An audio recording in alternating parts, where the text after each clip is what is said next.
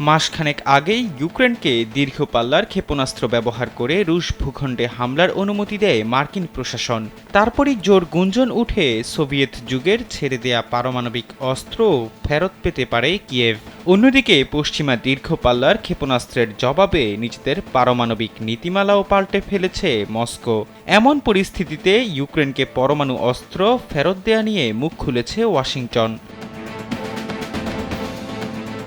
বার্তা সংস্থা রয়টার্সের এক প্রতিবেদনে বলা হয়, প্রাক্তন সোভিয়েত ইউনিয়ন বিলুপ্ত হওয়ার পর ইউক্রেন যেসব পারমাণবিক অস্ত্র ছেড়ে দিয়েছিল সেগুলো তাদের ফেরত দেওয়ার কথা ভাবছে না যুক্তরাষ্ট্র। হোয়াইট হাউসের জাতীয় নিরাপত্তা উপদেষ্টা জেক সুলিভান এই কথা জানিয়েছেন। স্যান্ডেলিনা সো, রূপচর্চায় আভিজাত্য।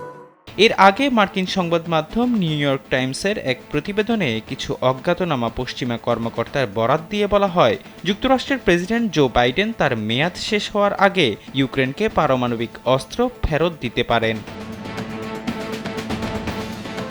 এমন খবরের প্রতিক্রিয়ায় জ্যাক সুলিভান জানান, যুক্তরাষ্ট্র ইউক্রেনের সামরিক সক্ষমতা বাড়াতে কাজ করছে যাতে তারা নিজেদের রক্ষা করতে পারে এবং রাশিয়ার বিরুদ্ধে লড়াই চালিয়ে যেতে পারে। কিন্তু ইউক্রেনকে পারমাণবিক সক্ষমতা দেয়া ওয়াশিংটনের লক্ষ্য নয়। গত সপ্তাহে রাশিয়া এই ধারণাকে স্রেফ পাগলামি বলে আখ্যায়িত করে। মস্কো জানায়, এই ধরনের সম্ভাবনা এড়ানোর জন্যই ক্রেমলিন ইউক্রেনে সেনা পাঠিয়েছে।